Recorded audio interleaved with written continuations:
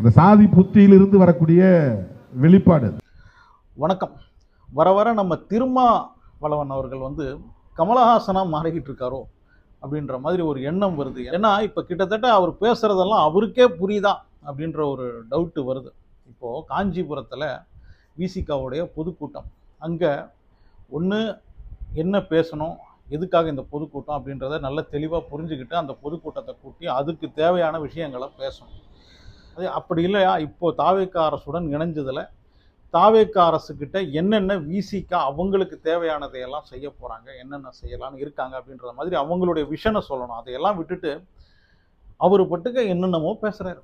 ஜாதி பேரை சொல்லி கொடுமைப்படுத்தப்படுற, தாழ்த்தப்படுற அந்த மக்களை தூக்கி நிறுத்துறதுக்காக, அவங்களுக்கு ஒரு ஆதரவாக இருக்கிறதுக்காக இருக்கிற ஒரு தலைவர் விசிகாவுடைய நம்ம திருமாவளவன் அடுத்தவங்க ஜாதியை பற்றிலாம் பேசலாமா? இப்போது நேற்று பேசும்போது அவர் என்ன சொல்லியிருந்தார்னா, ராமதாஸ் எல்லாம் கூட அவங்க கூட இருக்கிற அதிகாரிகள்லாம் அவங்க ஜாதியை சேர்ந்தவங்கள தான் வச்சிருப்போம். நான் ஏன் கூட அந்த மாதிரி அதிகாரிகளெல்லாம் வச்சிருக்கிறேன்னா எனக்கு அந்த மாதிரி அதிகாரிகளும் தேவை கிடையாது அப்படின்ற மாதிரி பேசியிருந்தாரு. சாதி புத்தியிலிருந்து வரக்கூடிய வெளிப்பாடு, அது அந்த ஜாதியின் புத்தி அப்படின்ற மாதிரியும் அவர் பேசுறாரு. திரும்ப நீங்க தான் இதை பேசுனீங்களா அப்படின்னு ரொம்ப ஆச்சரியமா போச்சு. மக்கள் அதை பத்தி பேசாம ஒரு காலத்துல அந்த ஒரு வார்த்தையே மறந்து போயிடணும் அப்படின்னு இருக்கிற நேரத்துல நீங்க இது அந்த ஜாதியின் புத்தி அப்படின்ற வார்த்தையெல்லாம் பயன்படுத்தலாமா மிஸ்டர்? நீங்க இன்னொரு வார்த்தையும் சொல்லியிருந்தீங்க, என்னுடைய அரசியல் யாருக்கும் புரியாது, அதுக்கெல்லாம் அறிவு வேணும் அப்படின்னு சொல்லியிருந்தீங்க. ஒருவேளை இப்போ நீங்க இந்த விஷயத்த சொன்னீங்க பாருங்க, இந்த ஜாதியின் புத்தி அப்படின்றது, அதுக்கும் ஏதாவது அரசியலுக்கும் சம்பந்தம் இருக்கா? இல்லைன்னா அது இப்போ நாங்க கேட்ட எங்களுக்கு அது புரியலையா? அப்படி புரியலன்னா அதை தெளிவுபடுத்துங்க.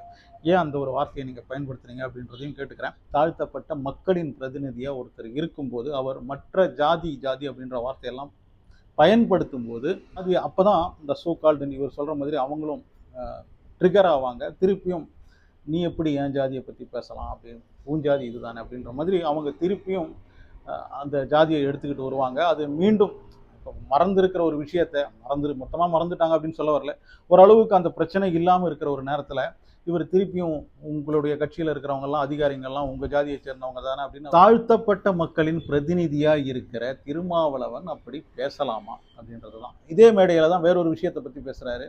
நீங்கள் இங்கே இருந்துக்கிட்டே எப்படி அங்கே ஆதரவு கொடுக்க முடியும்? ஒன்று அங்கே இருக்கணும், இல்லை இங்கே இருக்கணும். எப்படி இங்கே இருந்துக்கிட்டே அங்கே ஆதரவு கொடுக்க முடியும்? அதாவது நான் தாவேகாவில் இருந்தாலும் திமுகவுக்கு ஆதரவு கொடுப்பேன் அப்படின்ற மாதிரி திரும்ப பேசியிருந்தார் இல்லையா? ஸோ அதுக்கு நிறைய பேர் விமர்சனம் பண்ணுறாங்க. தீய சக்தின்னு சொல்லிட்டு ஜெயிச்ச அடுத்த நாளே அவரை போய் அந்த தீய சக்தியை போய் பார்த்தாரு. அதை பற்றி ஏன் யாரும் விவாதம் பண்ண மாட்டீங்க அப்படின்ற ஒரு கேள்வியையும் திரும்ப கேட்குறாரு. உண்மையிலேயே சொல்லுங்க, திருமாவளவன் அடுத்த நாள் சிஎம் விஜய் அவர்கள் ஸ்டாலினை போய் சந்திச்சதா ஒரு தீய சக்தி அப்படின்னு அந்த எலெக்ஷன் டைமில் சொன்னாலும், அடுத்த நாள் போய் சந்திச்சது ஸ்டாலினுக்கும் விஜய்க்குமான உறவை பலப்படுத்திக்கிறதுக்காகவா? அப்படி இல்லைன்னா அது ஒரு அரசியல் நாகரிகம் கருதி அங்கே போனாரா? எல்லாருக்குமே தெரியும், அது ஒரு அரசியல் நாகரிகம் கருதி மட்டும்தான் விஜய் ஸ்டாலினை போய் சந்திச்சார். அந்த மாதிரி நிறைய பேரை சந்திச்சார் இல்லையா? நீங்கள் அப்படி பார்த்தீங்கன்னா விசிகாவுடைய ஆதரவு தாவேகாவுக்கு இருக்குது அப்படின்னு அடுத்த நாள் 11 மணிக்கு ஆதரவு தெரிவிப்பார் அப்படின்னு சொல்லிட்டு 4 மணி வரைக்கும் ஒரு ஹோட்டலில் போய் நீங்கள் உட்காந்துருந்தீங்க.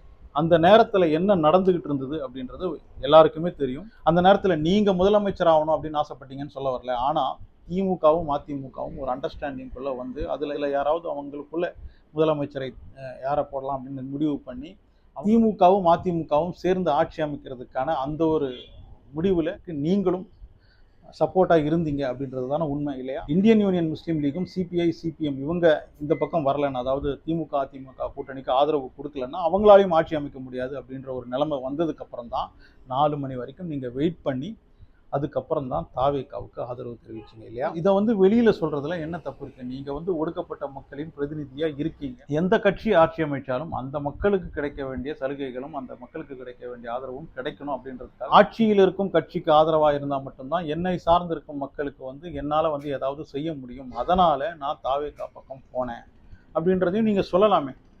அதனால தானே போனீங்க இல்லையா? நீங்கள் எடுக்கிற முடிவு உங்களுடைய மக்களுக்கானது அப்படின்றது எல்லாருக்குமே தெரியும். திமுகவாக இருந்தாலும் அதிமுகவாக இருந்தாலும் நான் அவங்கள சப்போர்ட் பண்ணுறதுக்கு ஒரு காரணம் இருக்கிறாரு. அது எவனுக்கும் புரியாது அந்த அரசியல் அப்படின்றாரு. அது எவனுக்கும் புரியல அப்படின்றது உங்கள் பிரச்சனை, அதை புரியாதவங்க பிரச்சனை கிடையாது. புரிகிற மாதிரி நீங்கள் உங்களுடைய அரசியலை சொல்லணும்.